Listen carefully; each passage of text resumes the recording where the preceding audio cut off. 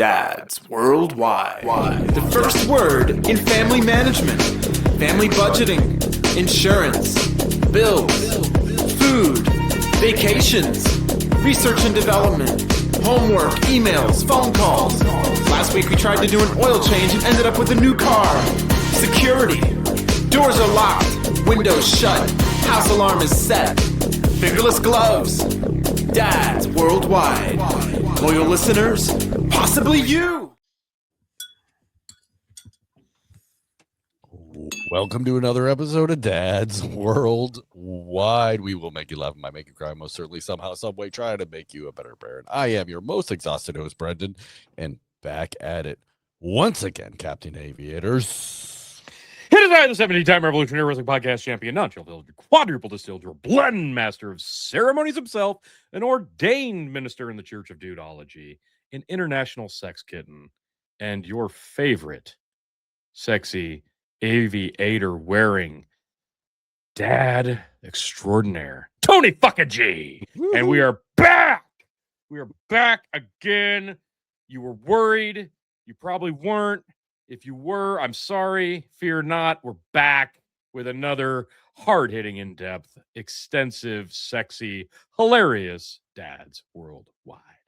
Woo! And he is the host of Real Estate Raconteur. Yeah, I know. I mean, you just peek. I mean, like no don't peeking. No peeking. Only trajectorying up. Once we hit the sun, we go through it. Whoa! Please don't. I can't stop it. Once the ball's rolling. Another way you'll cause global warming if it were real. He is the host of Real Estate Raconteur. He's Ask It Anything and the Pop Culture Podcast. He looks like he's moving on to dessert. He is. Chris Green. It's true, Brendan. I'm eating. I finished my my turkey and ham and lettuce wrap, and now I'm eating a delicious bowl of blueberries and sliced up strawberries. It's really delicious. And thank you for announcing and promoting my show up top. However, bad news. I've shut down all my projects, and with my resources, I'm just promoting Striker_G on YouTube. Of course. Apologies. Yes. So the On the Ledge is now not happening. Okay. Except for that one. Yeah. Of course. Yes. So you're kind of getting ahead of us. I'm sorry. You're kind of you're pulling back the curtain on something because I haven't worked out the details.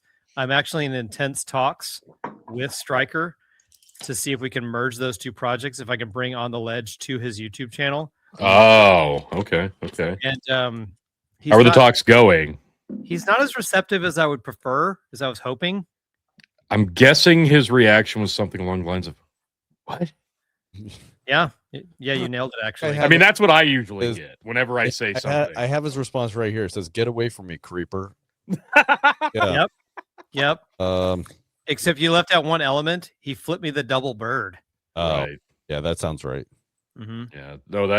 That's definitely him. You got the right person. So I said, okay. So let's say we don't merge the two shows. Can we at least get the straight open? Let's just get the straight open. I both feel we'll like We already talked about this. easier. Mm-hmm. We just talked about this.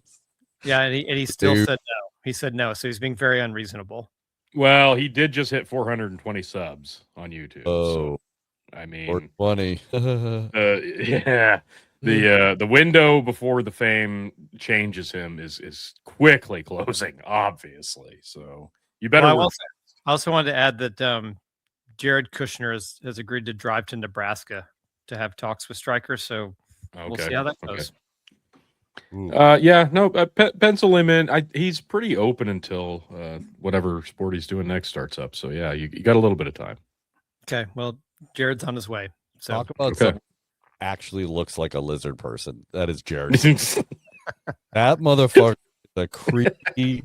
I mean, I when he's on the TV, I look at him and I expect to see that tongue go out, like a lizard, or a snake, and come back and like recoil back because like that guy is just creepy looking. How did he score his daughter? I'm baffled. Who is decently attractive. Yes, she is pretty. Like Yeah, and he is a lizard person. Correct. I mean, maybe you just answered it there, Brendan. It's the tongue game. Mm, Oh, okay, okay. Yeah, you're right. that's fair. Also, Brendan, if I could just say real quickly, you were nice enough to reference my show, Real Estate Raconteurs. The season finale of season 1 will go out tonight. So when you wake up tomorrow, and I'll just tell you, listen, if the listeners of this show, if you've heard us mention my show and you're like, I got plenty of things to listen to, and you haven't heard the first 5 episodes, first of all, and I mean this sincerely, there are a couple of at least 2 or 3 of the first 6 episodes that are really, really good lessons. I mean, some of these guys have told some ridiculous, absurd stories. The reason I'm putting this guy last is because some of his stories make all the other ones look normal. Like his stories really are completely ridiculous. Because some of these take place in a business setting. He tells a handful of stories about one of his bosses when he was at this company for a while. They're like, they sound like scenes out of like an absurd Adam Sandler movie. but they aren't. They're not. Oh wait, so he's like a heartthrob who can kick anybody's ass except he's like a middle-aged Jewish dude. So it's funny you would say that because this guy, he goes about 6'1" and probably plus or minus 200, and he's a boxer. So, well, that's already light years ahead of every character Adam Sandler's ever played, but somehow has a smoking hot wife, can kick anybody's ass. Yeah, like. Well, this guy and he's a sweetheart in every movie. Like, oh, I'm sorry, I just kicked your ass. UFC champion. Yeah, well, this guy actually did knock a guy out cold in the hallway of his mid-rise apartment building. Okay. And he has fought many other people and done some real damage. So does that story appear on the episode? No, because actually what happened with this guy is he's an incredible storyteller. So I went over to his place and we recorded in a downstairs room in his building, and he started telling stories. I introduced myself. I'd never met him before. A friend of mine went with us. That was the connect. He starts telling stories as I'm setting up my equipment, but the stories before we start recording are incredibly outrageous. And you're like, wait, stop. You've got to let me hit record. Right, exactly. Not unlike this show, folks. If you knew what you were missing before we hit record, just know you're missing out on some really probably the best stuff that's not on. It's much better than what's actually on the show. And this is a great show. Sure. But I'm just saying, so then I hit record and I'm like, damn it, the rest of the stuff's going to be weak by comparison. Nope. He continues to tell outrageous stories for about an hour and a half. Then I turn off the mic.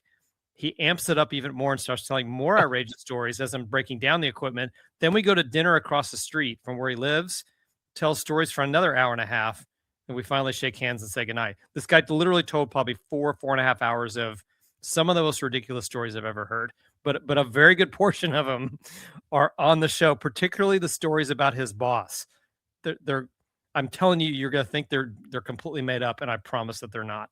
No, I'm excited. I've enjoyed the show so far. I've got a couple to catch up on, but yeah, it's actually I like you've said, the idea or the concept or the name might turn the casual, just scrolling by listener away, but don't let it fool you. These are really good episodes, and Chris always does such a great job of producing and cutting episodes together already. It's very professionally done, and the stories are excellent. So definitely check it out, people. Which is hilarious that you're so committed to the craft of putting together an A+ quality podcast, and then you come onto this show stuffing your mouth like a fucking heathen.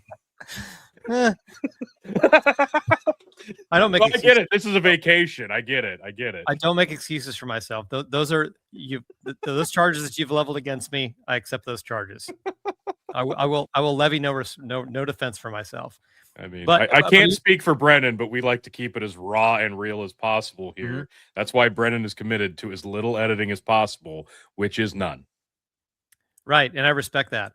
I do want to ask you this question. I know you're a couple episodes behind. Have you happened to have heard the Michael Stern episode?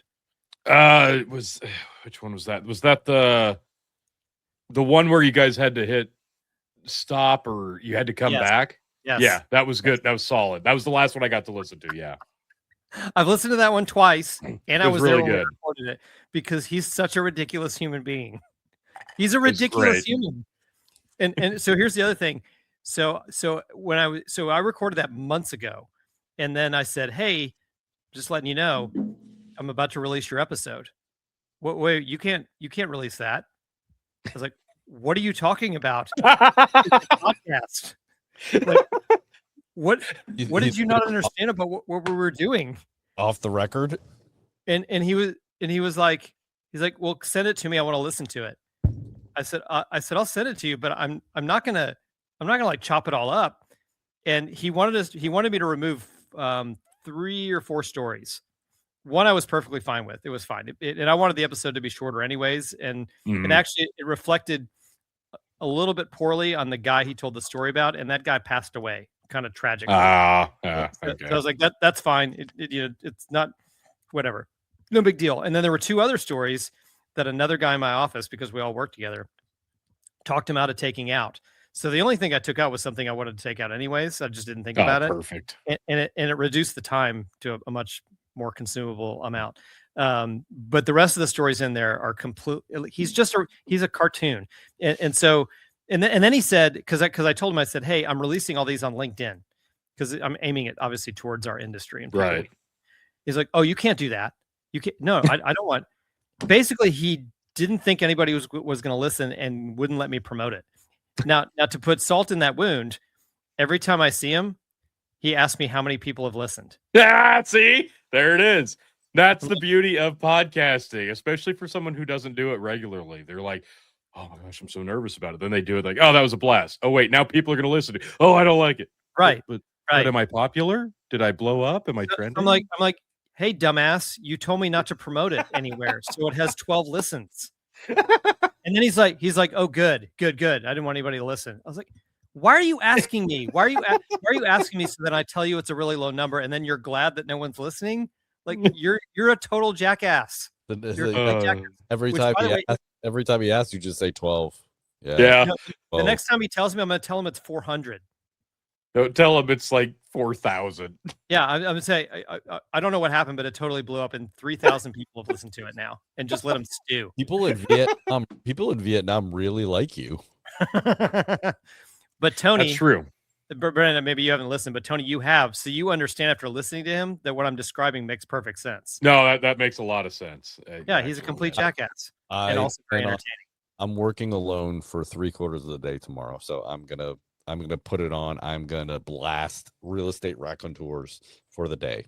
So you will enjoy it. I appreciate that. Well, I'll make sure that you might want to listen to the last one first that I post tonight. I'm telling you, it's ridiculous. And before I turn it back over to you, and I'm going to aim this at Tony, something that we may be able to, a very brief segment we could add to the show, Chris's push-up update. Ooh. Yes. Are we at 6? 6 push-ups? Yeah. No, I've done a few more than that, Tony. Oh, okay. If you think 6 is a realistic guess, I'm about to blow your mind. All right. I was doing 3 sets, and I was trying to do as many I could in 3 sets. I had to add a 4th set.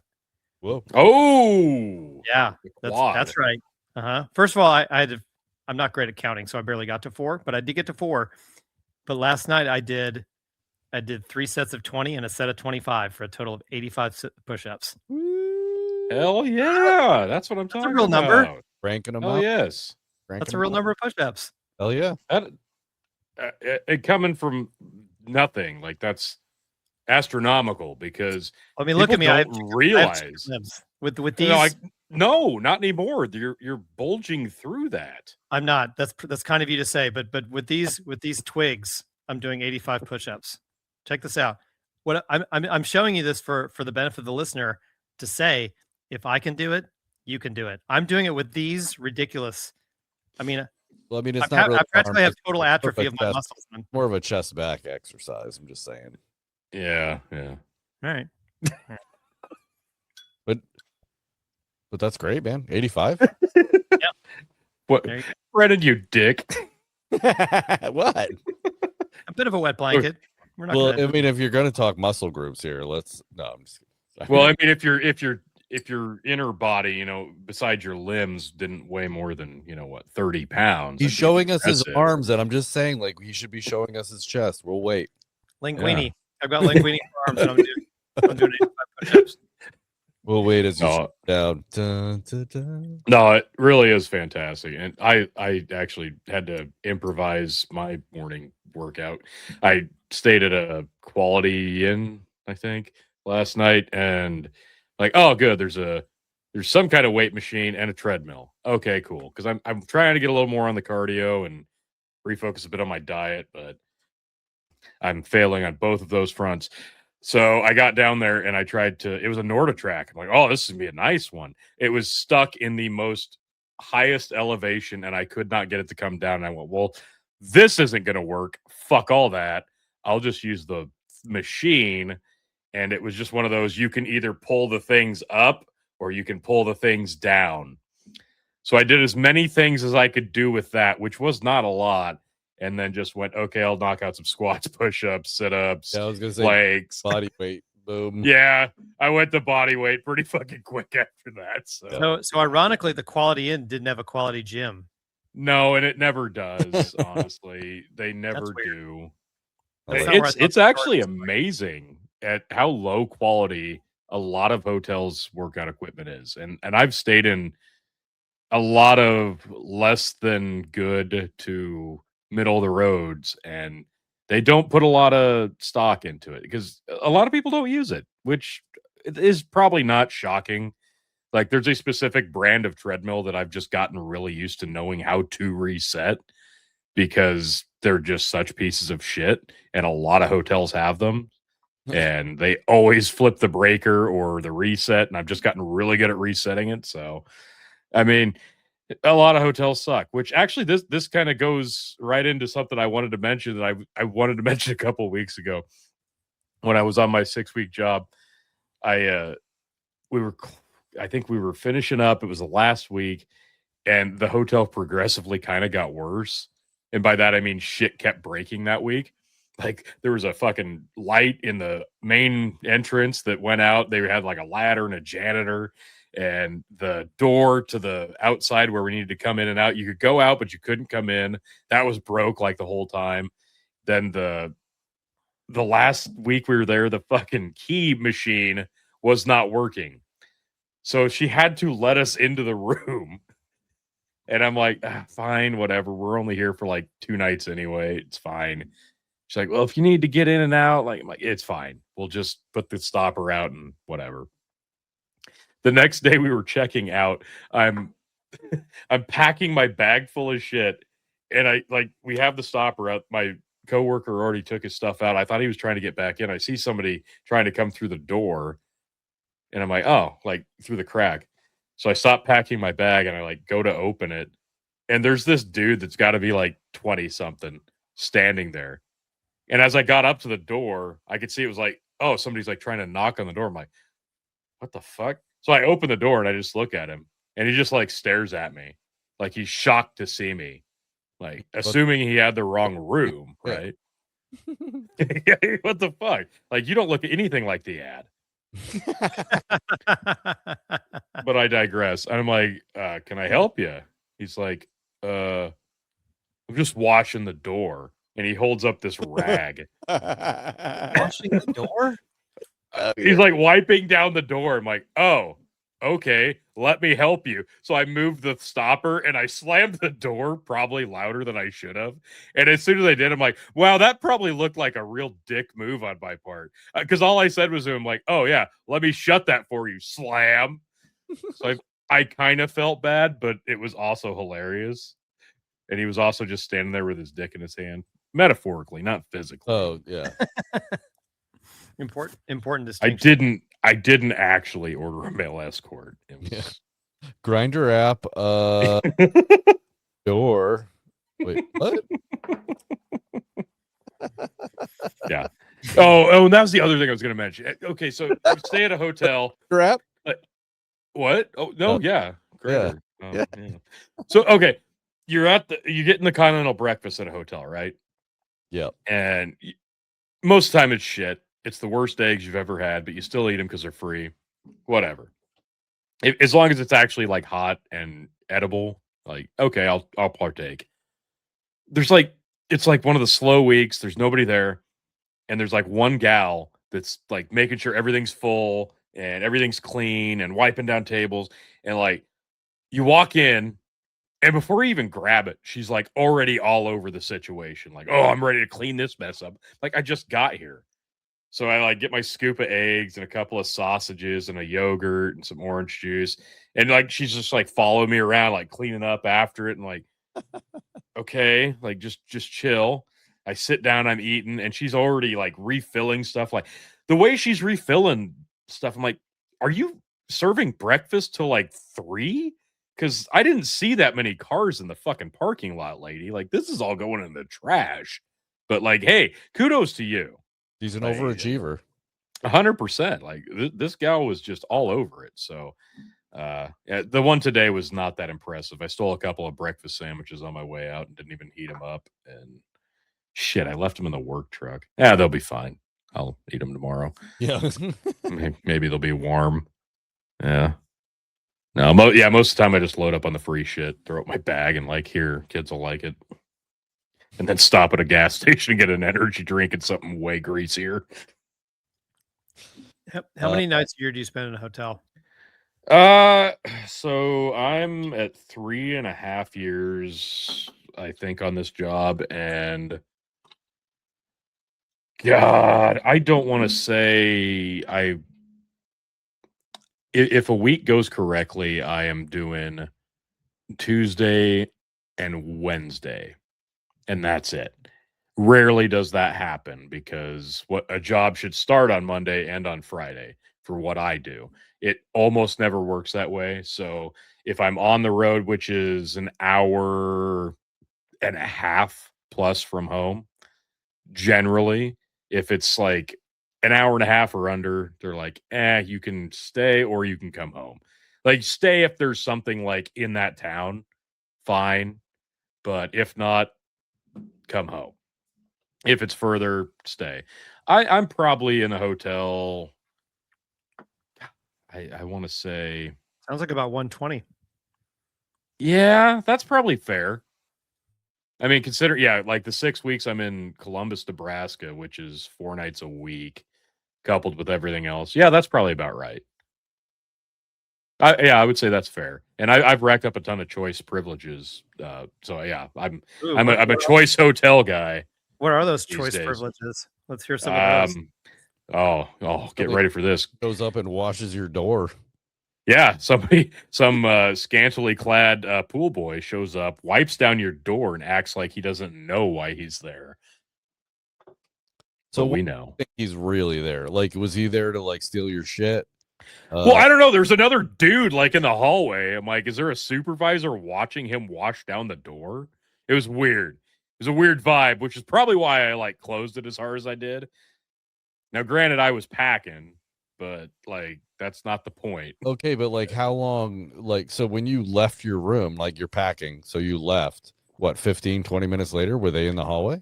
Well, it was weird. It was one of those days like we were supposed to stay the next night, but they said, hey, no, we need you to come back and do this. So go back to the hotel, pack your shit up, and then you can come back and then go back tomorrow night. Oh, okay, fine, whatever. Okay, but what so it was like the middle of the day. That's why they were wiping down the door. It wasn't like 6 a.m.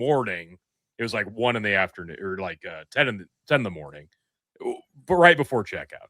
And there's like 2 dudes, one's wiping down the door, and I'm like, this felt weird. That's why I like slammed the door a little bit and was kind of short with it because it felt weird.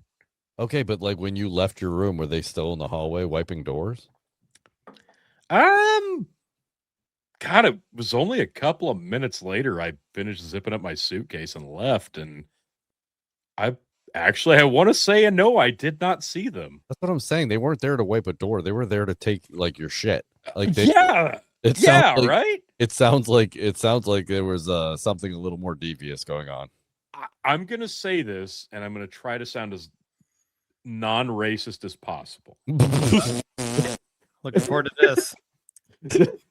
That's what you say before you're gonna be really. Wish me luck, okay? Wow. The 2 guys that I saw in the hallway, the one that was wiping the door and the one behind him, Mexican. were both white. Okay. The town I was in has probably, and I'm not exaggerating, 20 or more amazing taco trucks. If that gives you any indication of the ratio, it's probably pretty I don't want to say 50-50 white to Spanish, but the numbers might surprise some folks. That I'll just say that. It sounds So I want to visit. I love. oh my God. So good. The one right across, like there's two, like one right across the street, one right across the park. I was just like, I could have the greatest quesadillas, tacos, burritos every night. And this is why I have to work out as much as I do, guys. Like this, it's about just maintaining not being in shape. I've made this clear. This is why. But no, the two guys that were trying to like rob / and or fuck me were not Mexican. So I'm just saying. Well, so shame on you, Whitey. to add to Brendan's suspicion, Yeah. because you're a guy that spends approximately 120 nights a year in a hotel. Do you have other door wipers at other hotels that you stay at? This is not something that's normal. Well, that's what I thought. That's why it threw me off. Like, I'm just here to wipe the door. I'm like, okay, let me close that for you. Slam. I'm like, either I was really rude or I just survived. I don't know. No, I've never encountered that, but I'm sure that's something that happens, right? Surely. They were Door wiping? They were about to Right. take kidneys. That's what was going to happen. Yeah, you're probably right. Yep. I probably did just survive barely. No, but this does come not even 6 months I told this story, but some lady tried to tell us that she was being human trafficked outside of a hotel. Remember that? Yeah. So yeah, Is it the same Yeah. hotel? Was it the No, same? it was not. It was Oh. not. Hey Tony, maybe they wanted to replace their normal kitten with a much sexier kitten. Oh. That had to be it. Well, maybe that is it, because when I opened the door and revealed the international sex kitten, he went, "Oh shit. Yeah. This is way out of our league." Cannot in good conscience just rip the international one from his room. Yeah, that's why he came up with that bullshit excuse that he was wiping the door. He was just like, I don't even know. Yeah, it was a cum catcher. Okay, that's what the rag was, and he had to come up with something on the spot. So hey, kudos to him for the improv. He tried. He did. He tried, but he couldn't catch me. Yeah, he couldn't catch me. Tony wouldn't yes and him.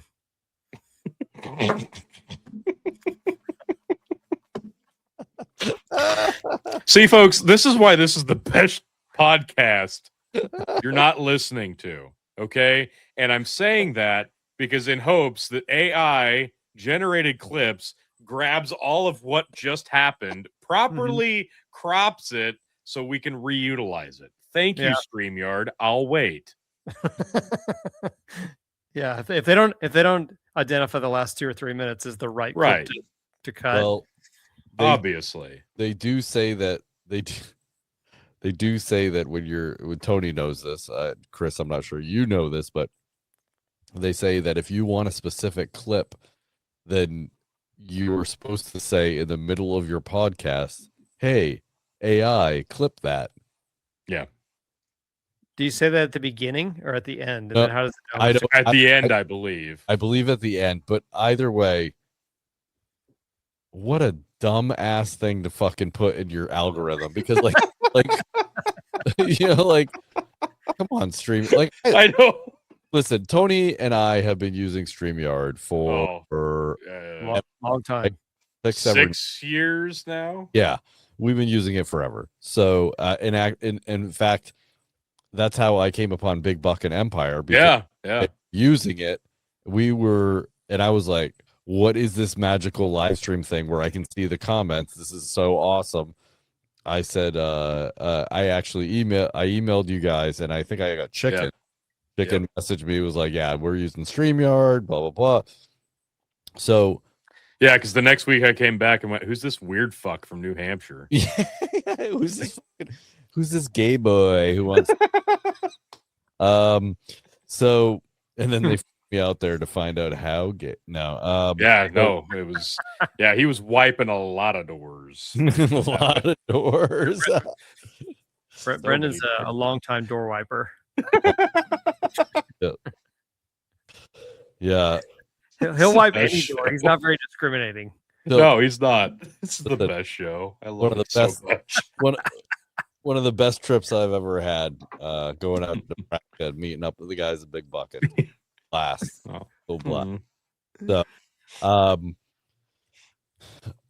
yeah,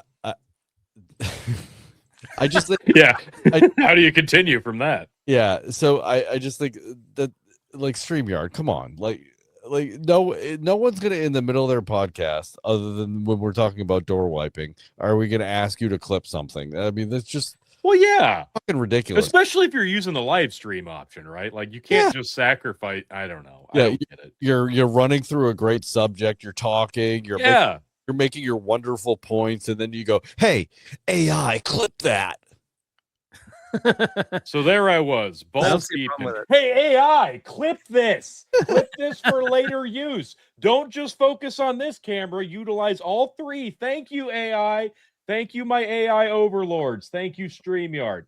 There, I think that did it. And now we're about to get about at least 5 or 6 clips that are just going to be utter garbage because we said that I'm just screaming at the camera. We said AI clip that 5 or 10 times. Yeah, that'll be good. Thanks for the positive feedback. Yeah. And might get a coupon out of this. No, we should get a couple years free for the stuff that we. Never mind. Yeah. Well, my last thing with the hotel, my last week there was I got a Pepper Jack's grill closed, so I'm sorry. What? You what? I got a Pepper Jack's grill closed, and I feel terrible about it. Did you say girl or grill? Grill. I'm like, what is a Pepper Jack girl? Sorry, my Midwestern accent really. Did you just be like yak all over their table, and they're like, he's got food poisoning? No, so much less than that. It was like one of the last weeks I was up on that job, and I got used to ordering an online burrito or just food in general as I left the place I was working at, so that I could just grab it, walk in, grab it, and then go to the hotel.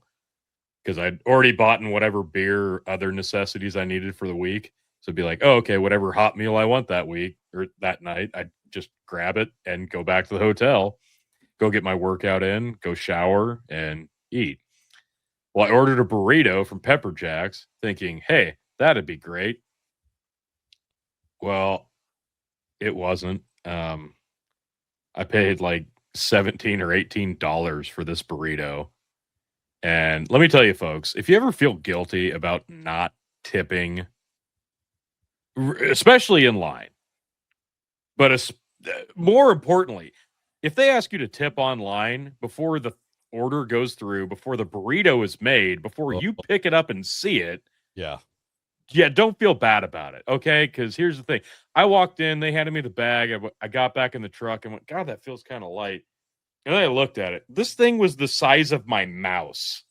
Oh my God. What? And I paid like $18 for this thing, and I was fucking pissed. And I'm like, are you kidding me? I didn't get like double meat or anything like that. But it's true. They say if you like order, go to Chipotle, you order online or you go in person, you could order the same things back to back. It's going to be stark difference in what you actually get because you're physically there to watch them make it. If you order online, a lot of these places, something like that, where it's customizable, they're going to do the bare minimum. And this was on full display. So I was pissed and I'm like, oh, this is bullshit. So I left like a review on Google or something and like hit. I've done this before where I went to a DQ and got some free coupons one time because I fucked my order up so bad on lunch and got some free Dairy Queen out of it. So I went to Twitter and like, hey, this is bullshit. Look at the size of my burrito. It sucks. And I didn't get anything free out of it. But like a week and a half later, Yeah, the drive-through menu was dark because it's digital LCD. Yeah, it was dark, and it's closed. So Wow. I feel responsible for the city of Columbus, Nebraska. I am so sorry I closed your rip-off Pepper Jacks. You shouldn't be sorry if they're gonna hand out burritos the size of a freaking cell phone. That's what I'm saying. Like, it was embarrassing. I was pissed. Like, I didn't even get like double meat. I left a $2 tip as incentive to make my burrito better, right? Like, hey, maybe they'll throw me some extra meat. No, they didn't throw me extra meat. They barely threw me any meat. I was so pissed. So yeah, fuck them. AI clip that. Yeah, AI clip that. FYI, all of you in Columbus, Nebraska, wanting a burrito, go to Fuego. Way fucking better. Way more. Yeah, they load you up, and it's like $6 cheaper. So go to Fuego if you want the customizable burrito, folks. If you're in Columbus, Nebraska, this will be really helpful for all our Vietnamese listeners. It's funny that you mentioned that whole tipping before when you order online. We oh yeah. This weekend we ordered Thai food online to go pick up. Ooh. So I'm checking out, and for Mother's Day, because that's what the mom wanted. She wanted Thai food. Love Thai food. It's great. I like Thai food. Oh, it's fantastic. And I clicked the checkout button, and they automatically populate a 25% tip. Automatically. Yeah. Nice. 25. That seems high. Yeah. Really high. On $150 bill. Oh shit.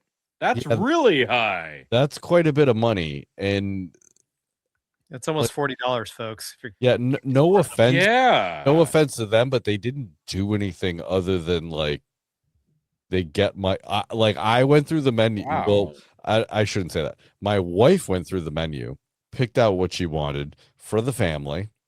Right. And then clicked, pay the bill, right? So what did they do other than what they would normally do is cook the food, and then I'm driving minutes to go pick it up. It's not like they're delivering it to my fucking house. Mm-hmm. So you can change that, right? Like you can change it. So we changed it down to 10%, but it was still like I'm still like looking at it like, what the hell? Like I mean, well, yeah. Normally, if I go pick up, I'll drop a 5 spot at the Chinese food. Well, are the people that make the food, like, is the business like, do they have their own delivery drivers, or is this like Uber Eats? Well, listen, we're 20-25 minutes away from this place. They're not delivering. It's not and I'm not paying Uber Eats or whatever that other whatever those other things are. I'm not paying that fee. That's not happening. Yeah. I am too cheap. So I agreed. Yeah, agreed. So I'm driving there to pick it up. So it's not like they're not going out of their way. And then I go inside. 25% for customer pickup? Yeah, that's crazy. And then I go inside, and I'm pretty sure there was only one Thai person in there. I'm pretty sure the rest of them were Indian and Somali. Okay. I'm just throwing that out there. So, I was just going to say, like, the best Chinese restaurant in Columbus that I was just talking about, I think there's maybe 2, and the rest are Mexican. Yeah. They just barely blend in. Yeah. And that's not racist, folks. That's just the fucking, like, that's who works there. I'm sorry. Listen, I'm just pointing out facts here. Like, I don't care who works where. Like, I'm just saying, like, I walked in there, the guy that addressed me and said, "Are you picking up?" And I said, "Yes, Brendan." And he said, "Okay, it's gonna be a couple more minutes." That dude, you cheap bastard. That dude was Indian. He was definitely not Thai. Okay. I can tell them apart. Okay. And yeah. But yeah, I was just like, that's crazy. 25%? Like, that's nuts. Like, I have never tipped that much for a takeout order. Like, I will listen, I'll go there in $150, $160 bill. Like, I'll drop I'll drop a 5 spot. Like that, fine. Like you did do something, and if the food's really good, then I don't mind. I don't like tipping people. Like that's fine, whatever. Like, but you really didn't do anything. Like you didn't wait on me. Right. Like Yeah, if you're doing most of the work, why are you tipping? Yeah. So Brendan, you wanted to give a 2% tip. They wanted you to pay a 25% tip. Oh, I didn't say 2%. I didn't say, well, okay. So normally, like I said, yeah, 5%. Like I'll drop a $5, like, and I end up doing 10% on that one. But yeah, normally I would I'd give a $5 cash tip, like, because that's even better, right? Like when you give cash tips, it's better because they don't have to tell who. So, but let's just be honest. Why would you tip on a takeout order at all? There he is. what's up, buddy? What is he? Oh, we can't. Oh, You got to talk into the microphone. He doesn't have any earphones. He doesn't know we're saying anything. it's muted right now. Oh, and he's muted. For those of you who are just listening, I believe that Striker G just showed up. I want him to see that I'm promoting his YouTube. You see that, Striker? He can't. I don't know if he can hear us. Yeah, he can't hear anything. Hey. Okay, no, that's Taven. Hang on. Here, Taven. Okay. Is that Spiker? Yeah, because they look alike. I can't tell. This is the bigger version. Here, Jesus. Yeah. Who's this guy? And why are you on your knees? Hot. Hey. But Tony, I want him to know. I want him to notice that I'm promoting his YouTube channel. They do. Yeah, Striker. Look, see, Chris is promoting your account. There you go. You're welcome. You're welcome. That's why your subscribers are spiking right now. That's why. Yeah, that's why all the subscribers are going up, is because he's promoting it. Who's got your back? This guy. Thank you. I'm gonna take All right. over Stranger from now. 2,000 miles away. I'm gonna take over. Muting you two. So yeah. No. Hey, guys, thanks for leaving voicemails last week. We appreciate it. Yeah. Don't be afraid to keep doing it. Oh man, their father just yucked their yum. Oh, what the heck? Yeah, that's no fun. Not cool, man. Not cool. When Tony finally reclaims the microphone, I want to ask him if he's ever been to Portillo's. I don't know if I've heard of that. Portillo's. It's out of Chicago. That's why I thought maybe he'd. Yeah. So I guess I mean, I just don't think you should tip that much when you go there to pick up your order. But why would you tip takeout at all? Why would you tip of anything? Because I feel somewhat obligated. I'm not gonna lie to you. I know, but what they get paid is built into what they charge you for the food in the first place.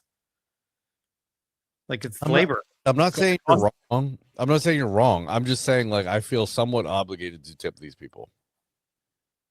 Yeah, I don't. I think the whole Western world over tips. Yeah. I think we over tip. Yeah, I agree.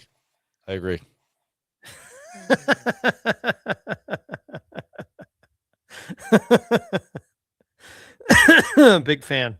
I wish you had headphones and a mic. I really do. By the way, again for the listener, we're reacting to Tony's children who are mugging at the camera. Yeah, I was just about to take my shirt off and flex for him, because that's I mean, I don't know if he's wearing pants, but he definitely wasn't wearing a shirt. Let's assume he was wearing pants. Yeah. Although you don't know. Don't know. I don't know. I'm not sure if I've ever told this story on the podcast, but I used to record in my bedroom, and I had a table pushed up against the big glass window door, whatever, that went out to my patio, my concrete patio, and it was raining. My kids are awesome because they'll just go out and play in the rain. They don't care. And so my youngest son, and my daughter, I see them run past the window to go out and play in the rain and jump on the trampoline.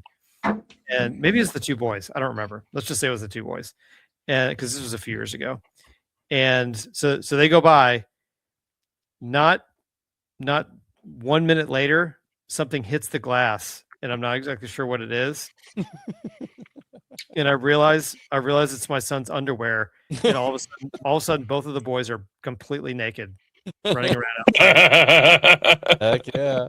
So like whatever they were doing, it just turned into Lord of the Flies, and Yep. clothing was no longer helpful.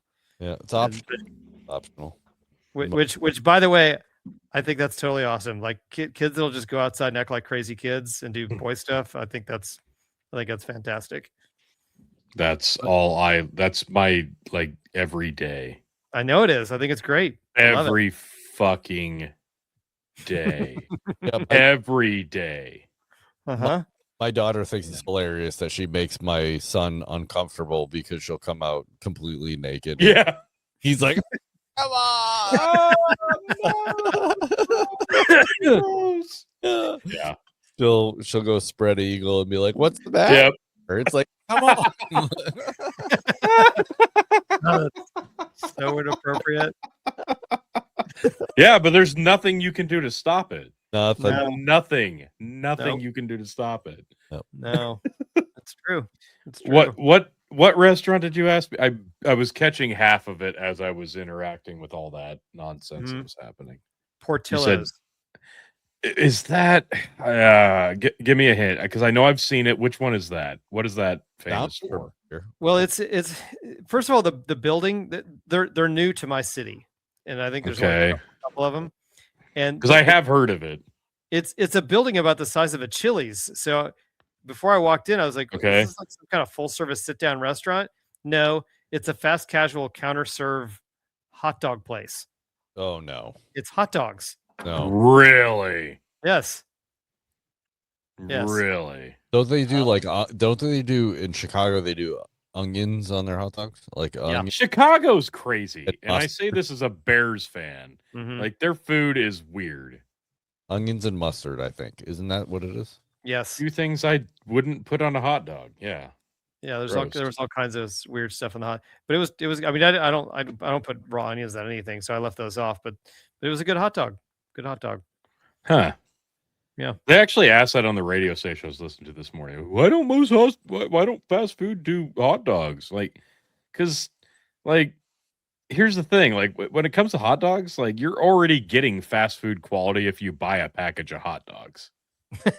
Like, can you imagine the quality you get if you go buy a fucking hot dog from McDonald's? And actually, I remember like 12 years ago, like Burger King did try that. It didn't last long. Well, hot take. I like hot dogs, so if I think more restaurants. Hot dogs are great. They're love it. disgusting meat, Yep. but if you ignore that, they're delicious. So, I mean, they're no bologna. I'll tell you that. It's just like oh yeah. just like bologna. I mean, it's the same thing. If you like hot dogs and you like pancakes, wouldn't you like a hot dog pancake? One communist on this panel says no. I don't. What? That's a solid case. There's no response to that. Game, set, match. Yeah. Checkmate, brother. I wasn't even like holstering that one. That one just came to me in the moment. So that's how passionate I am about that one. Okay. Hot dog pancake. That's brilliant. It's brilliant. So I voted today, guys. What is that? I'm just stoked that I can use door washer as a pejorative.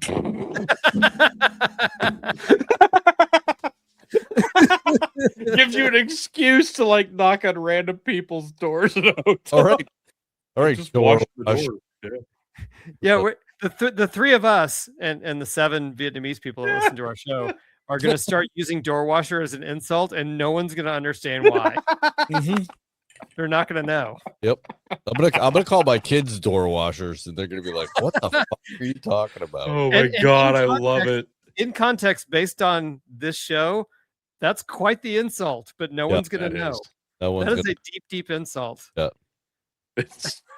I love that. It means you're about to steal someone's kidneys, but you couldn't even do it because you're stupid.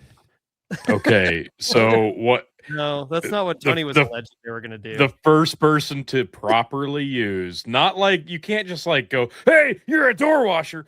You've got to wait for your moment. But tomorrow, I want one of us to properly execute, and bonus points for whoever does it. Call either Phil or Chicken a door washer if the opportunity arises. Oh Okay, my hang on. God. This is unfair. This is unfair. I am not on the chat all day long like sons of bitches. Like this is Because you're going to be not- listening to Real Estate Rack on tours all day. I know. Yes, that's what I'm saying. I am not on. Okay, but hang on, Tony. So you're throwing down a gauntlet. So I am. Be clear. What's Be the clear. reward? What's the reward? No, hang on. Before we get Ooh. to that, that's premature. Before we get to that, you just said very specific. So outline what the correct use of door washer is going to be, so we can claim Well, victory. either Phil or Chicken is going to, and I'm going to assume it's going to be Phil because of course it is going to have to say something that would merit a response that would require a justification for quote unquote name calling. So he'll make some kind of bold claim, or he's too early at predicting things, which makes him a super mega genius, and it's a burden to his lifestyle. Woe is him. He's a genius. If that happens, like all bets are off. Like everybody hurl door washer at him. But if it's just the standard, Phil, like, hey, this is my thought. I'm smarter than most of you. Don't disagree with me. And you can get the door washer out first. Okay. You win the challenge. Oh, wow. Mm. And just to be clear, what is between the three of us? What's our understanding of what a door washer is? Well, in this context, it's Chicken's gonna say something about redoing his room. Phil's gonna be not humble. He's so asking what a door washer is like. Yeah, I'm asking based on what we talked about it several minutes ago. What are we saying that a door washer it's is? either somebody who is legitimately wiping the filth off of a hotel room door, or it's a kidney harvester. Oh, see, I thought it was a grind. He thought it was a grinder date. He thought it was okay. Look, give you a hand job. Fill in the blanks, because there's a lot of wiggle room there, folks. A lot of wiggle room. You wait. I'm just saying, when we originally talked about it, you used a very offensive graphic phrase. The second word was rag, and so I did say cum rag. Oh God, I didn't want you to say it again. Well, I feel like you did. You invited me to say it again. Hey, Brendan, what does Jamie think about it when I say things like this? I was going to vaguely reference it so we didn't have to say it again. Yeah, I feel like that was not vaguely referenced. I feel like you wanted me to say it. Yeah. Okay. Now, Brendan, what does your wife think when I use foul language like that? Believe it or not, that is, I mean, I'm also foul mouthed, so I noticed. Yes. Yeah, I don't. Yeah, I once or twice, right? I mean, once or twice. Yeah, a couple times, maybe tops. Yeah. Well, the only reason I'm trying to clarify is because kidney harvester is not really that offensive, but if you're it should be worse. Well, I mean, just if door washer is a grinder date, now that's insulting. Yeah. If you're just gonna steal my kidneys, I'm kind of okay with that. Right. Yeah. That's not. What's wrong with that? If you're gonna try to jack me off against my will, then, oh my God, the Shane! Did you the Shane? I joke? cut this. Yeah, I cut this. Yes, I cut this. Have you heard the Shane Gillis joke where he's like, it'd be so much cooler if like SEAL Team 6 like broke in and like Al Qaeda like they snuck into his bedroom and like 4 guys hold down his arm, his legs, and one guy like just jerks him off real quick. To completion, and then they all just like fly. They all just like grab onto the rope of the helicopter, like fuck you, and he's like, oh, you jerk me off. What? It's okay. It's so much more dominant than like sneaking in and killing somebody, right? Oh my God, I love Gillis. That guy is so fucking amazing. Oh my, he's so good. I've got to watch the Kevin Hart roast, but apparently, oh my God, I didn't watch it, but oh my God, apparently fucking Tony Hinchcliffe, Shane Gillis, and Chelsea Handler went barbaric against each other. Yeah, he called her a Zionist, and then Yeah, about how she was invited to like Epstein. a private dinner party. Like, Yeah, a private dinner party with oh Epstein. my God. Yeah, and her boobs are like hanging out. Like when I saw a clip, and I'm just like, oh my, does she know her nipples are showing? Yes, she does. Yeah. So yeah, and I don't find her funny at all. I don't know. There was like a brief window a long time ago. I'm like, she's got some wit, and then immediately it went from like she could be funny to oh, never mind. Yeah, she's just an asshole. Yeah, she sucks. Yeah. Horrible, bitter person. And Yeah. Tony Hinchcliffe is one of the funniest motherfuckers alive. So fucking funny. He is so fucking great, and I love Kill Tony. I think that is one of the funniest shows ever. So It's a great concept, just a brilliant concept. Yeah. Yeah. What is the concept? Because I've only seen clips, but I don't understand what the show's about.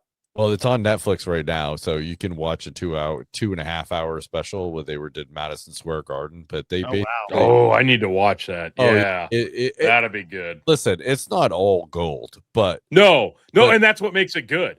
yeah, so they It's bring the reaction to raw comedy. so they bring on That's the pe- appreciation. they bring on people that want to be comedians, and these people come on there and they give their best 1 minute.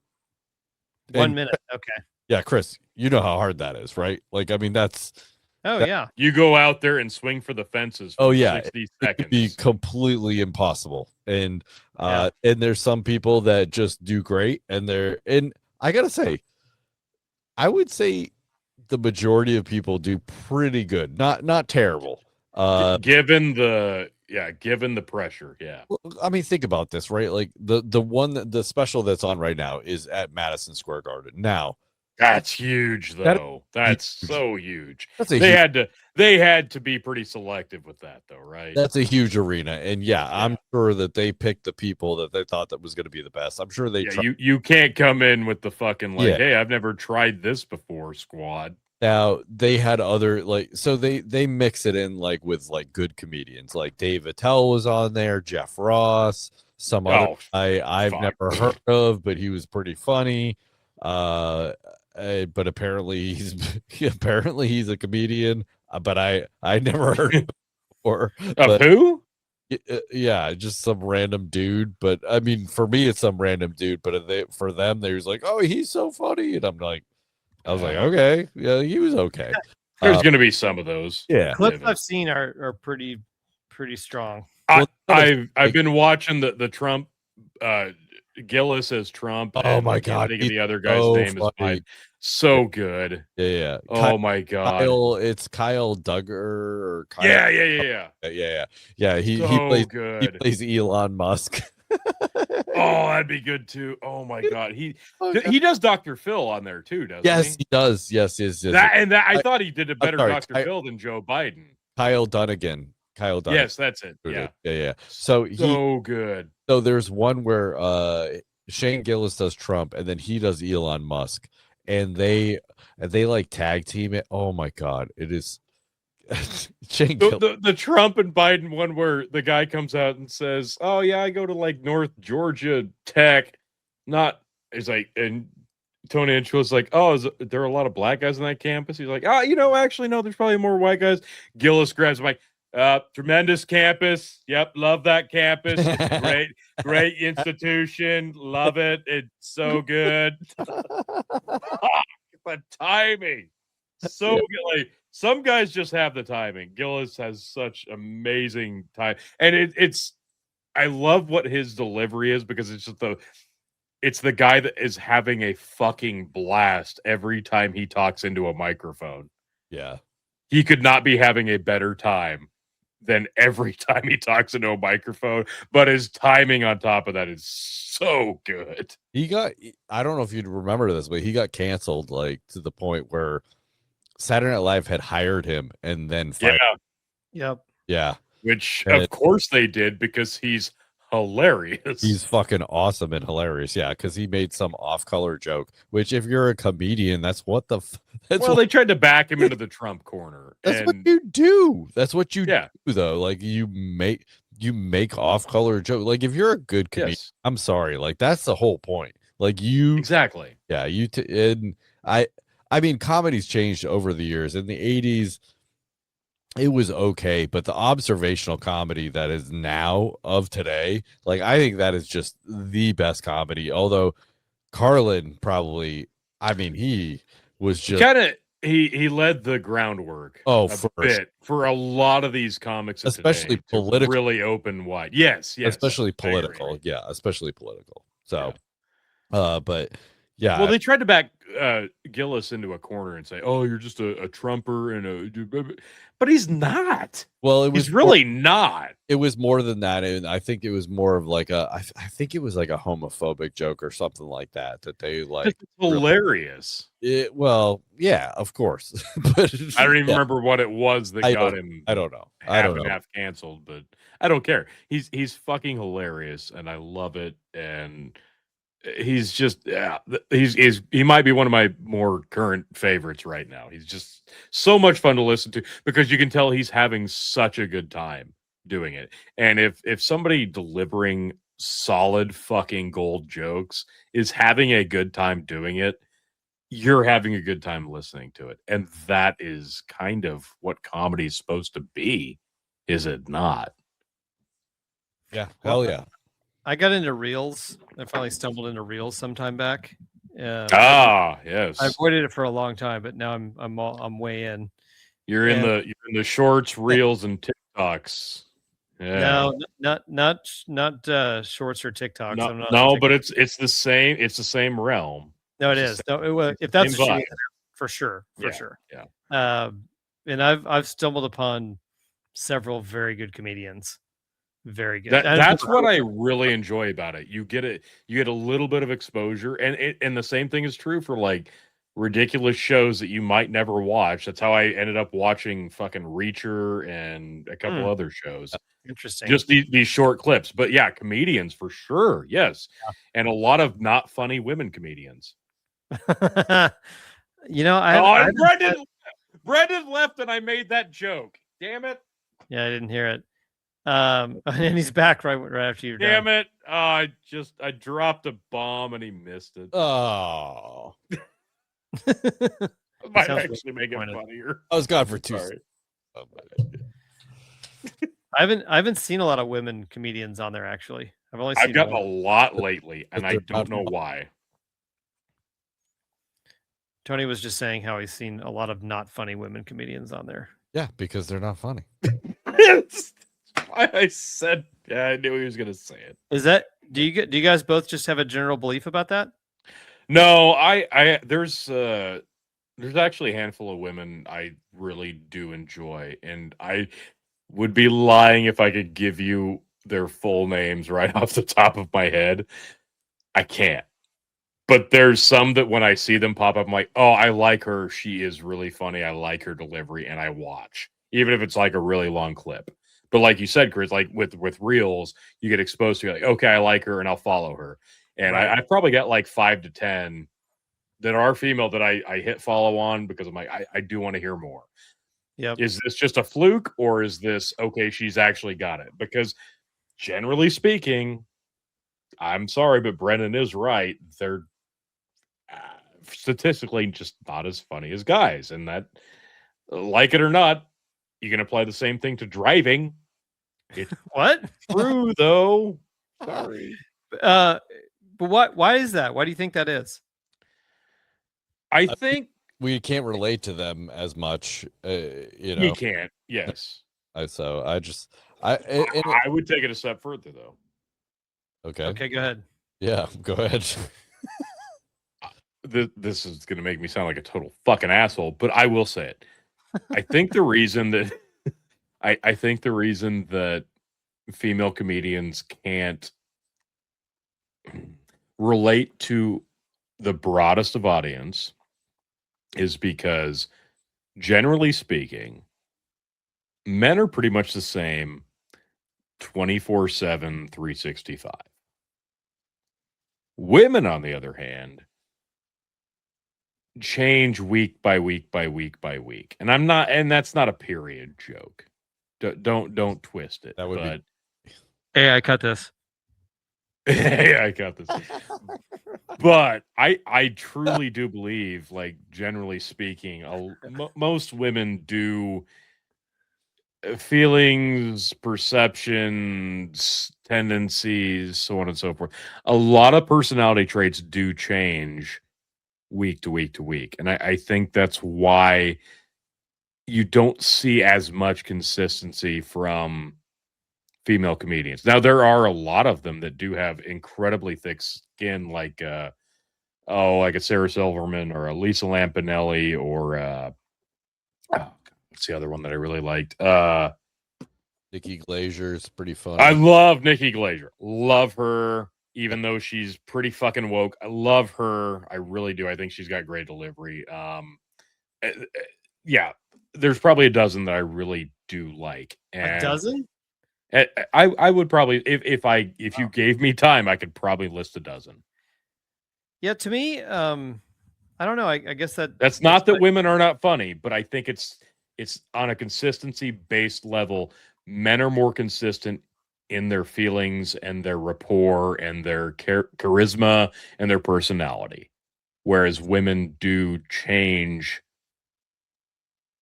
day to day, week to week, month to month. And I could be off base with that, but I think there might even be some women that would agree with that. Man, that's an interesting theory and possible explanation. Well, one thing you did say that I agree with is, I mean, there's lots of women that are funny. I mean, we know lots of women actors that are very funny. But that's but it seems like, I mean, I think of like the Saturday Night Live crew. I mean, there's a lot of funny ladies that have come through Saturday Night Live. I mean, look at Amy Poehler and what's her name that did Tina Fey. Tina Fey is really funny. I mean, even if you go back to the OG, like SNL. Okay, but this, like, improv skit comedy is different. Right. Stand up, like, we got to admit that's different. No. If you dump like 10 women and 10 men into a gauntlet of do the improv, be hilarious, or you're cut, how many women are going to survive that? Okay, so I can actually speak to that. So Brendan, you made a very important distinction. Yeah. I think in sketch and improv, because obviously I've seen and performed with a lot of women. Yeah. And they're really brilliant. They're really brilliant. I mean, obviously I've done like a very little sketch. I've done almost all improv, but I've played with many really, really funny, creative, smart, quick women on the improv stage. I do think that's really what I'm kind of getting at in this conversation is why not stand up? Because, like, and this is a really old example, but like Ellen DeGeneres, when she was just a stand up before she got into all the other stuff, I thought she was very, very funny. That was just objectively funny. It wasn't where I get irritated, and this isn't really about women, not irritated, but just what I don't like is, like, if you have an Asian comic that just does Asian jokes, or there's so many women that just do, like, angry dating jokes. Like don't be so on the nose. Like, just do funny comedy, right? So like my memory of Ellen DeGeneres as a stand-up is she just did funny jokes. It wasn't about, there was nothing to do with her identity. It was just funny. It was objectively funny. But I mean, certainly that's true. No one's going to argue that in the history of stand-up, the ratio of successful or objectively funny men comics to women is way outweighs, on the male side. I just don't know why that is. I don't know why that is. Like Rita Rudner from years ago. I always thought Rita Rudner was really funny. Yes. That's what I'm saying. But I'm going back 40 years to start listing women comics, and I don't know why. I don't know why that is. Whoopi Goldberg, her stand-up was phenomenal. You're right. Yeah, you mentioned that. Yeah, I don't remember her. Night and day versus her commentary. Yeah. Whoopi Goldberg was absolutely hilarious. I loved her stand-up. Kathleen Madigan, loved her stand-up. I mean, I haven't heard from her recently. And we're using 30 and 40 year old examples now. Oh, for sure. If I had to give a recent one, I would give you Natalie Cuomo, I think is Don't even how know. you pronounce it. I don't know her. She's white. She's got like raven hair, slender tattoos. She's very funny, very funny. Pretty damn solid delivery. But one of the most famous clips I think she's got is dealing with a heckler, and it did not go well. But it was pushed onto social media like, oh, she just owned this guy. Yeah. And he wasn't that like, yeah, he was a fucking asshole. He was a dick. He sucked. He was a drunk piece of shit.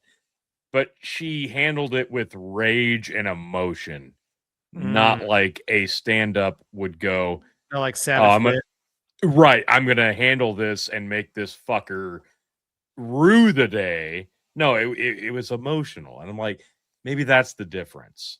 Because a lot of women cannot do that. And I'm like, and I really liked all the stuff I'd seen from her up until that point. But then it was all emotional based. I'm like, now we're seeing that you can't, the on and off switch, you're not controlling the on and off switch of the comedy. It's situational.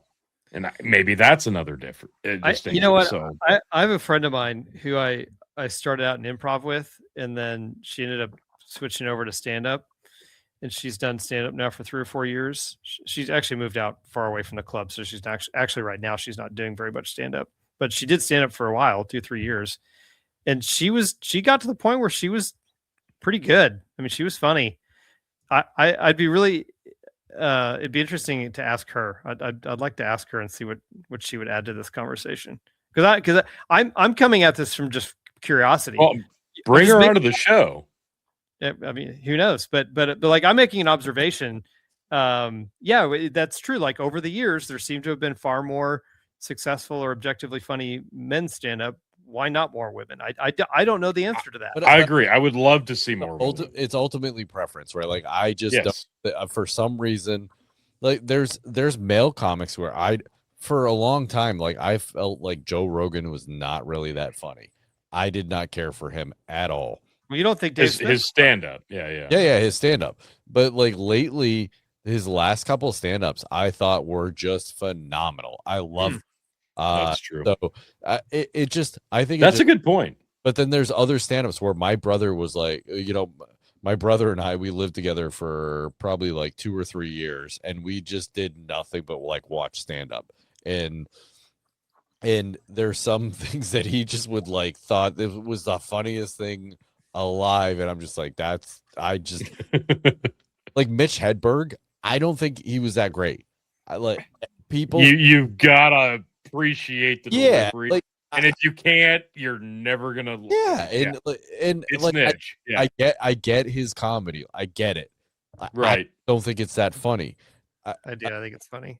Yeah. It's not funny from a like hysterical level, but you're like, if you can get if you don't think Napoleon Dynamite is funny, the movie, Mitch Hedberg's probably not funny. And like, I'm not gonna say I never laughed at Mitch Hedberg. Like, of course, right. I did. Well, I just like, I'm like, okay, I'm tired of this. It's the same thing with the guy that talks flat. What's his name? God, from Boston. Stephen Wright. Yes. Like, it just comes to a point where your shtick gets old with me, and I'm like, okay, move on. And although Jim Gaffigan's shtick has not ever gotten old with me, I love that guy, but he's got a shtick, and it's his delivery. It's the inflection and the delivery. It's when he talks in a high voice. Oh my god, I can't believe it. And it's probably the aesthetics too, because he's a ridiculous looking. Oh god, he's so god. Okay, but here's the deal about some of those examples. Yeah. I don't know what percentage to assign to it, but maybe it's at least 50%, maybe it's 60-70%.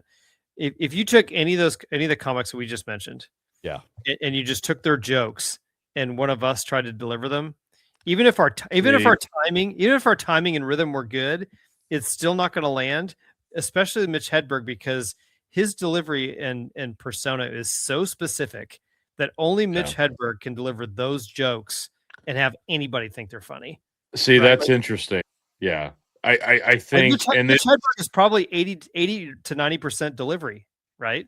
Oh, yeah, yeah, of course. absolutely, Of course. yes. Yeah, Because objectively, those jokes, anyone else delivering them, they're not funny off the page. See, that's vital because, Right. and this is actually funny and unique because we actually had this come up, I think the other day in chat, and to Phil's credit, this was a Phil thing, and I don't think anybody really recognized it. We were all like busy or whatever, but he dropped a video of something from like the 70s of Italian fucking somebody. I don't know, some random fucking thing of some other country who pretended to understand how to speak English, but did not know a word of English, but had an entire choreographed musical number, music video of what a hit English US song would be.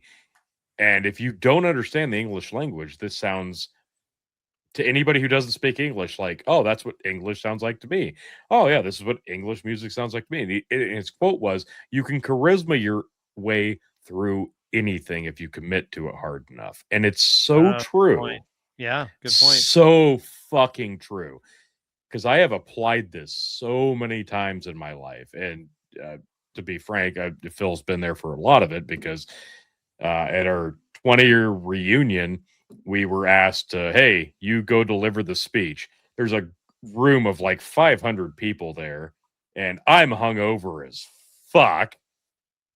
And just on a whim, I wore my cowboy hat and sunglasses, kind of because I'm hungover, but also because, yeah, you don't drop the shtick. Let's just go do. We didn't practice this shit at all. No, fuck that. We're gonna go up there and wing it. I've done 3 wedding ceremonies with almost no preparation. I've done countless things in my life where I didn't prepare for it at all.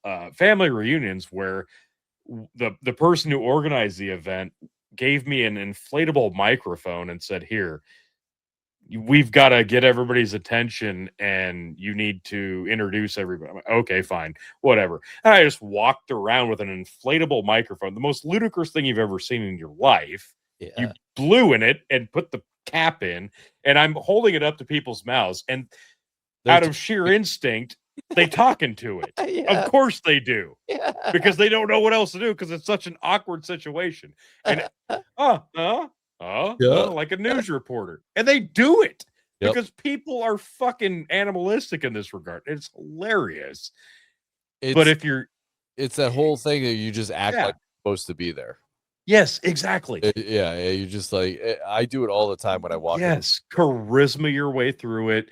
If you own the situation, people will believe it because most people don't want to do that and will cave and just let somebody else who's more confident in the situation lead the charge. And that's so much of comedy because most people could never get up on a stage and look those people in the eye. The people that can do it, if you can get up on a stage and look those people in the eye and even address them, you've already won half the battle. Oh yeah. Yeah. So, like that's so big. So what you're kind of describing is one of the most basic rules of successful comedy, which is, and that it doesn't matter, stand up, improv, sketch, whatever. And that is make a choice and then commit completely to it. Yep. That's it. So it's like, yes. So especially Norm Macdonald might be the best example of that. Yeah. So improv is a great example of this because that's what you're doing the entire set is you're just making choice. You have lots of options. In fact, you basically have limitless options. You can do or say whatever you want because there's no script. That's improv. So you're constantly making choices. But the point is that once you make that choice, sell out, completely sell out on that choice. That's one of the most basic rules of comedy. So, for example, if your material is weak, but you deliver it with complete commitment, your chances of being successful with that weak ass material goes through the roof. But on the other hand, you might have spent weeks and weeks and weeks writing the best 5 minutes you've ever come up with in your life. And if you don't commit to those jokes, you will bomb. You're guaranteed to bomb. So you have to make a choice and then sell out on that choice. That's it. It's one of the cornerstones of comedy. That's how it works. But you're right. Like the courage that it takes. And listen, I haven't done stand up. I've only done improv. And in improv, you've got a safety blanket, and the safety blanket is your other scene mates, right? Right. I mean, yes. So I mean, you feel much safer on that stage. Now it's still You can recover. If you fumble, somebody else might catch you, and then well, no, you not can only recover and continue. not only might they, that's their job. Like the You're whole right, point right. is to support each other. Is if you're thinking of the other person the entire time, if you're always thinking about the other people on stage, you're going to do great improv. It's a team effort at that point. Yeah, that's one of the basic rules of improv. Is because literally, this is one of the things we do before we go out on stage. Everybody literally pats each other on the shoulder and says, "I got your back." Like that's one of the corner. Like we do that to every single person, and then we go out on stage. And so, but in stand up, like it's just you, man. So you've got to. So you wrote that material. You got to get out there and you got to sell it hard. But anybody that does that, especially stand up where it's one person, one mic, and a crowd, that is super duper ballsy. I feel like you changed that to you washing their doors before you. Door washer for sure. Yeah, right, for sure. Yeah. I think that's very ballsy. Very ballsy. That at the core of it, that might be the one of the bigger reasons I respected Dane Cook earlier on, because he did do MSG, and it was the circular stage. I mean, he's out there in front of gobs amounts of people, and 25,000 probably. Yeah, it's that alone is impressive. Now, granted, the material is all like it's the Dane Cook material, but it still took a lot of fucking balls to do it, and he killed it with his material. Granted, they were there to see it, but goddamn, that's a venue. That's a different venue, and he fucking nailed it. So that's one of those shows where I'm like, even if you don't like his jokes, you've got to appreciate the craft. Oh yeah, no, that's a human being that's especially in the round. Like you just described. Holy crap! If you're in the round at MSG, geez. That's ballsy, man. Yeah. See, much respect. Anybody that does it. I'm glad we all agree. Women comedy sucks. Thank you, Brandon. Hey, I will make a list. I'm going to make a list of all my favorite female stand-up comics, and we'll reconvene on this. I think they're all going to be pretty similar because they're. I would think yes. Yeah, because there's just not that even the crazy one that was Kathy Griffin. She's really funny, but she went crazy Trumper in Plastic Surgeon. Yeah, I don't know. Like she's lost it. Sarah Silverman, the same thing. Like her comedy specials were really good, but yeah. She went like crazy lefty. I don't know, but I mean, she hasn't come out with anything new recently, so I don't know. Why would she? I think she actually doubled down recently on. Oh yeah, no, here's Trump severed his head. I'm gonna go crazy. Fuck it, bomb the White House. I think she's back to it. So I don't know. I mean. I don't know. I just like Lisa Lampanelli went crazy for a little while. She was great. Amy Schumer, great for a while. But then their shit got old. They didn't change it up very much. No, they fed off the short-term popularity and found that the well's very shallow. I like the comedians that are gonna come up with new material every so often and not be the same old thing. And Chris just posted Gary Coleman. I love that guy. Wow. He's just in our chat. Like I love him. He's so good. He's so good. Brian Regan. Love Brian Regan. Oh yeah. One of the most underrated comedians ever. He's so funny, and he's constantly writing. He's constantly doing new stuff. But he'll still do his old stuff. But I mean, like he's constantly doing his new stuff. And then very funny. Bill Burr, even though he's a raging fucking lefty weirdo. God damn his delivery and his commitment and his attitude. I can't get enough of it. It's so good. I love. That's a guy that like I would probably disagree with like 90% of the takes he has. But there's nothing that would be more rewarding than sitting down and having a fucking drink with a guy like Oh that. fuck yeah! I mean, Because after he's so funny and engaging. so he was living in L.A. when when all the whole fire thing happened, and he's like, "Oh, Yeah. they're doing a great job," and he's Yeah, because he has moments of Yeah. enlightenment. and Yes. Joe Rogan's like, "What do you mean they're doing a great job? Like, what are you talking about? Like, Yeah. the place burnt to the ground, and they're not letting them back to their house." And he's like, "No, they did what they could, And it's like, Yeah, they're doing the thing with they went out there, they said, hey, but if you watch stop it. his last movie was called Bad Dads, was fucking hilarious. He so is fucking great. Oh. He's not even like an amazing actor, but every role they put him in, I'm like, yeah, no, I buy that. I buy that. It's so good. Yeah. Boston comic through and through, that guy. Yeah, that so guy. good.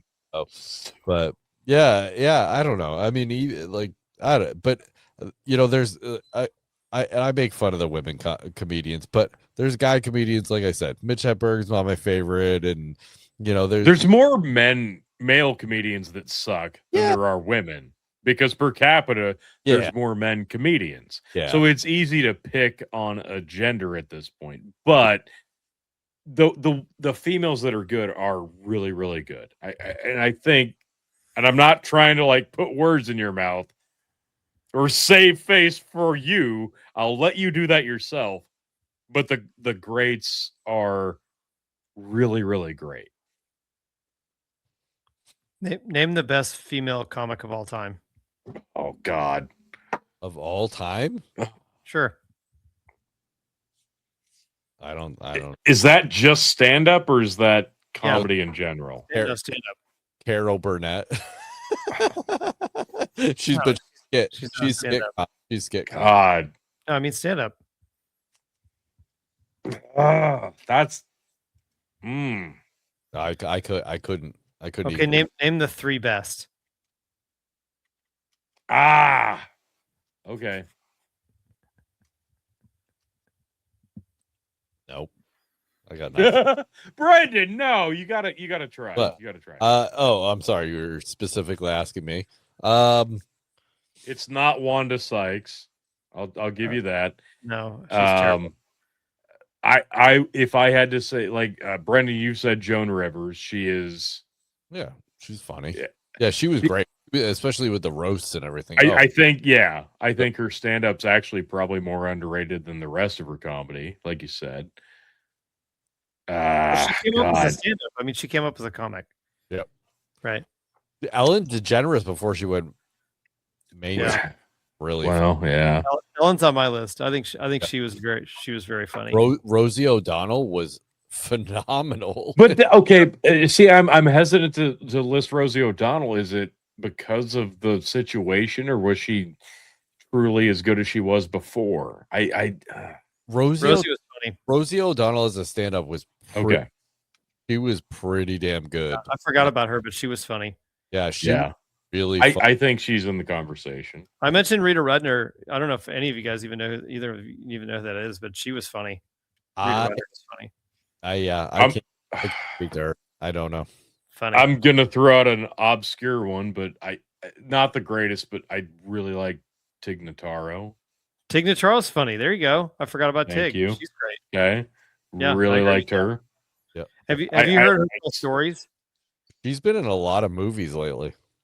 She has, Has but she? occasionally she'll do a segment on This American Life, and on there she does storytelling, and her stories are very funny, very funny.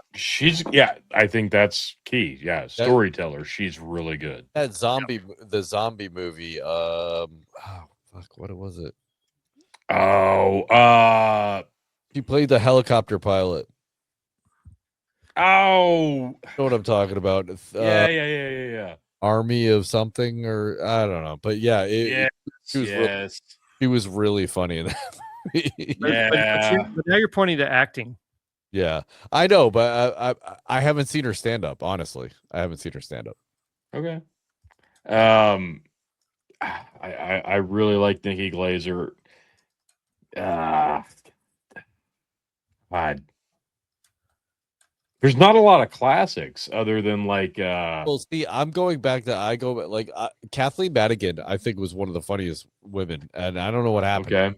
It really happened to her. I loved her. I loved her. I loved her comedy. I thought she was great. I don't know what happened to her. She is like disappeared. Mm. No one's gonna mention Roseanne Barr. Oh, we said Roseanne. No, you did? we did. I don't Yeah, think. yeah, we- yeah. Yeah. I thought you said Rosie O'Donnell. I didn't hear you say Yeah, Roseanne. I said. Oh no, fuck Rosie. yeah. Jesus Christ, no, No, Roseanne I'm all day. sorry, Rosie O'Donnell was really funny. Yep, she was. Yeah. Back in the day, she was funny. Roseanne Barr, though, she even now, I hear her on podcasts. Oh my god, Yeah. I fucking. No, love- she is fucking unhinged. I think that's actually fair. I see. If you're gonna go retroactively, I think if you take it cumulatively, yeah, Roseanne Barr for sure. But then again, but if we bring it back to today, if we're talking about comedians today, I've got no one for you. Even if I'm going to include woke people that I don't agree with, like I do love Sarah Silverman. I at a time I did like Amy Schumer, and then it got to be too much. Even Nikki Glaser kind of fell victim to that for a while, but she's still good. I love her delivery. There's some up and comers that I really like, but it's something about the delivery, and you've got to have the consistency, and a lot of women don't have the consistency. So it's not a sexist thing, and once you can accept that, because men are very simple creatures, and I say this admittedly as one, because it's true. Men are simple creatures. We're consistent. Yep. Like I heard a Rodney Carrington joke today Love him on the radio. I've seen him in person. Love that guy. I grew up on his comedy in high school. I had all his albums on CD. He's so funny. Love this fucking guy. He's one of the, and that's not just because he's a short dude that wears a cowboy hat, but I like it a he's lot. a fucking amazing comedian, and he's dirty as shit. One of my favorites. And a joke that I heard 26 years ago on CD that I heard today again on FM radio hit just as hard because his delivery was so fucking good. That's consistency. There's not a lot of women stand-up comics that have that longevity and consistency. There's just not. No, you're right. 12-inch stick and a dozen roses. In a pickup truck. Hubba, hubba, hey. I told my mama that joke. She said, I can do without the fucking dozen roses in the pickup truck. Speaking of that, I bought a truck today. Did you really?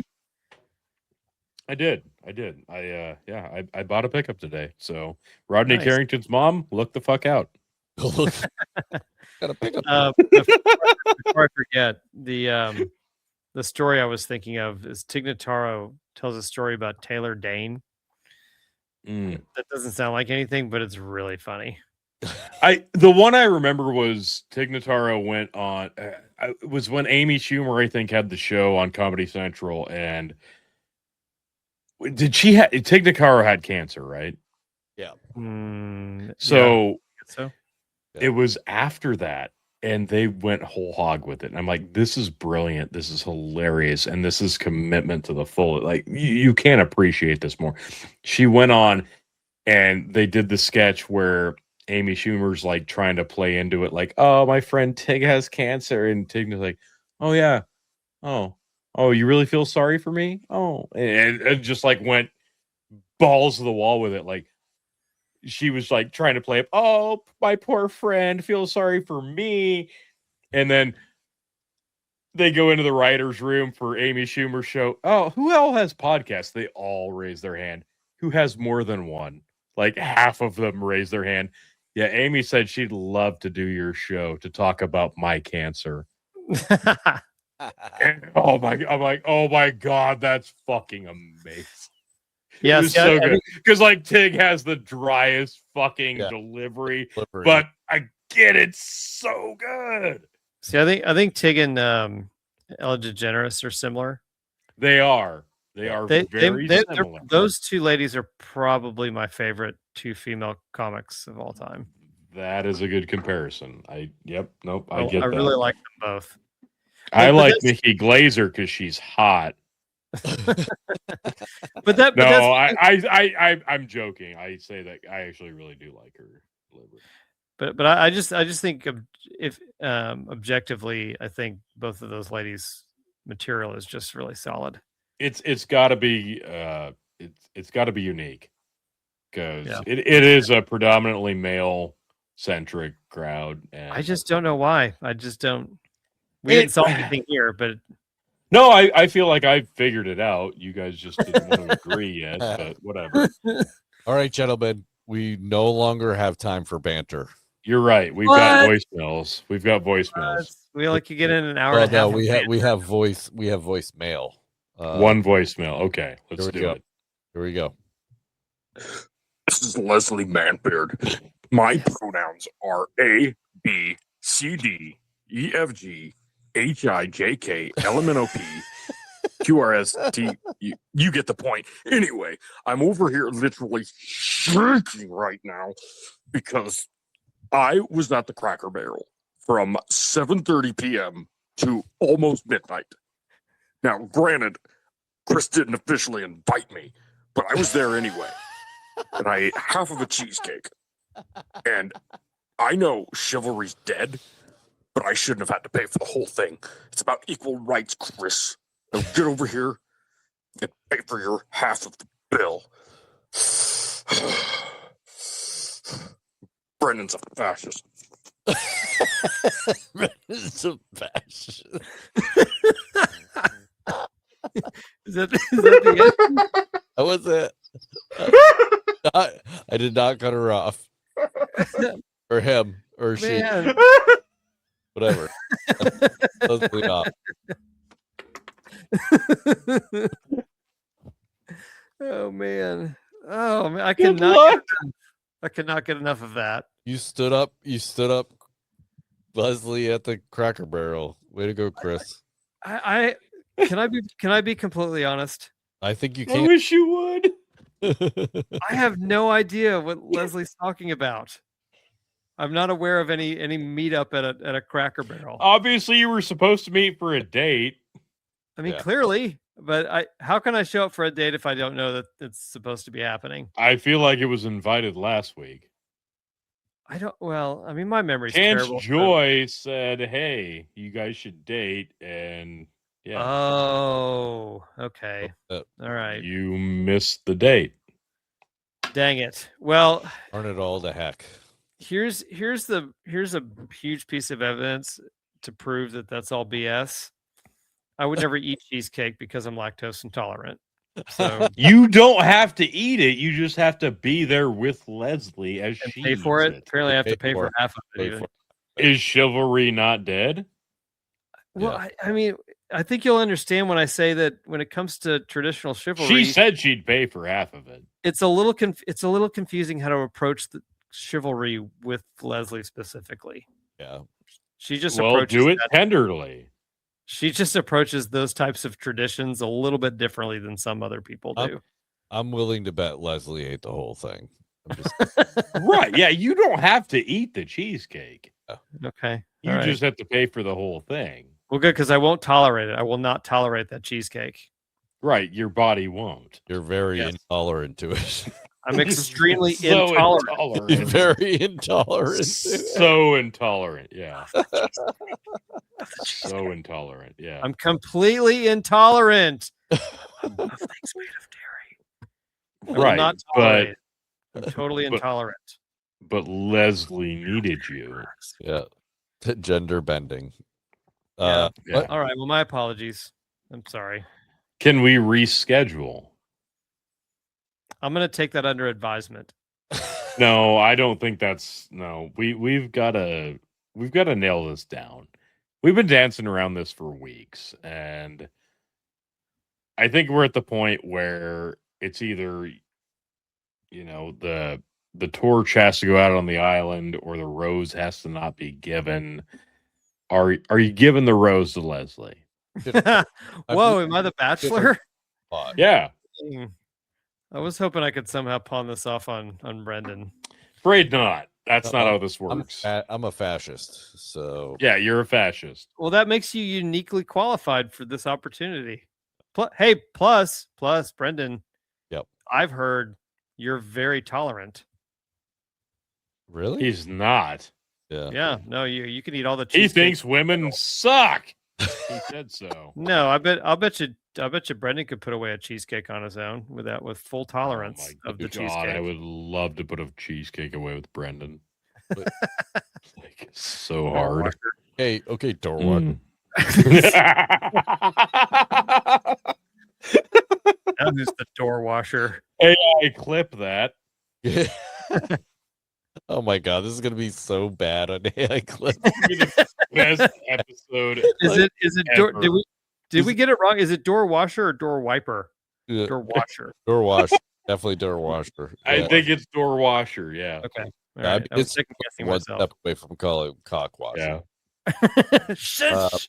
Is it not hilarious how offensive the term door washer sounds without Yes. having any It's context? so- It sounds so bad. It Like, sounds "You incredibly fucking offensive. Door washer. I can't wait to call Phil door washer.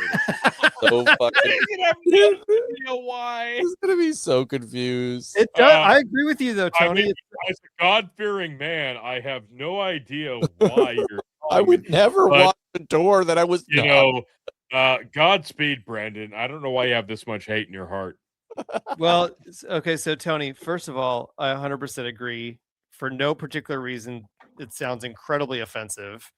It But does. secondly, the irony of this that I really enjoy is that Phil is usually the one that likes to throw out a bunch of words that he He'll doesn't do think- that. Yes.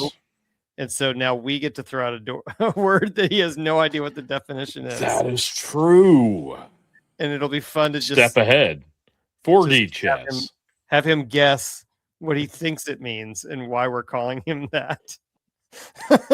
I can only imagine what you devil worshippers predict. This I is mean, unless of course he horrible. listens to this episode and then the whole gag is blown. Yeah, That's true.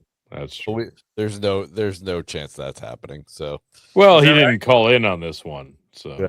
yeah, That's fair. exactly. That's fair.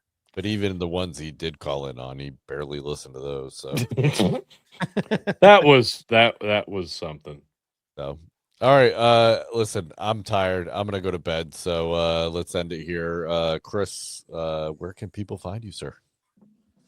Well, I'm about to go launch the season finale of Real Estate Rock on Tours. So search any and all podcast apps for that and check it out. I mean, honestly, I said it up top. I'm going to finish the same way. It's a very, very good episode. I'm very excited to share this man and his absurd stories, his outrageous stories with the rest of the world. Perfect. This is a grown man who works in a professional job. You're not. Just keep that in mind. Just keep that. That's all I'm going to say. All right, Tony, you're up. I'm just a simple door washer, and I got nothing for you. And by the way, Brendan, if you don't title this episode "Door Washer," you've Done. missed out. It's done. Yeah.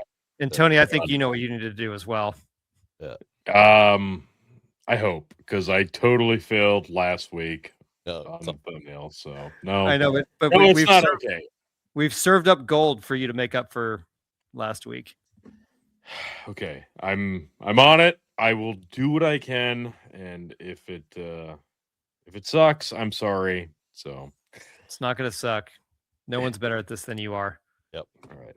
Well, thank you for inflating my ego as much as the cum catcher, / door watcher tried to do. Brendan said women are not funny. Chris said he just thinks women are the worst. I'm I intolerant. personally love them. Think they're great. They're tremendous. I voted today nonpartisan, had a whole 3 things to oval in, was not great, but did it anyway. So yeah, Linktree/Tone of the Rod, folks. This is what you get. This is the best episode ever of Dad's Worldwide. This is the best podcast on the internet, and I cannot stress this enough, folks. If you're not listening to this, you will not be hearing this right now. So I don't know why I'm making this proclamation other than AI clip this. Folks, this is the best podcast you can be listening to today. This is it. Dad's Worldwide. dadsww.com. You want to see more Tony G? Linktree/Tony G, I think. No, sorry. Linktree/Tony the Rod. But more importantly, dadsww.com. I'm all flustered. Anyway. Hey Tony, will you just do me one more favor? I'd love to. Since the very simple answer to Brendan's question to me every single episode is the same, and yet I still forget. Will you please share my link tree since you're the one that I would love to. It is Linktree/GravityBeard. That's all you got to do. Linktree/GravityBeard. It's linktr.ee/GravityBeard, or it's linktr.ee/Tony the Rod, or the best thing you could do is go to dadsww.com and leave us a voicemail. For God's sake, favorite part of the show right here. What hell of an outro. This is what that's it. That's all I got. You guys are the best. You're the best. This is the best show ever. Can't stand Chris. Can't stand that damn effing door washer. Hate mail at dadsww.com. And of course, you love us, hate us, we don't care. Leave us a voicemail. Jump on dadsww.com or dadsworldwide.com and hit that leave a voicemail button. You can do it anonymously. You don't even need to tell us who you are. We don't need to know. We don't need to know. Order a couple pizzas. So hot. Yeah. So hot. Yeah. And then we will play it on the show. We love you. You are fantastic. Thank you for listening. We much appreciate you. And of course, we will make you laugh. We might make you cry. Most certainly, somehow, some way, try to make you a better parent. Thank you for listening. Later. Yeah, clip that. Yeah, clip it, fucker.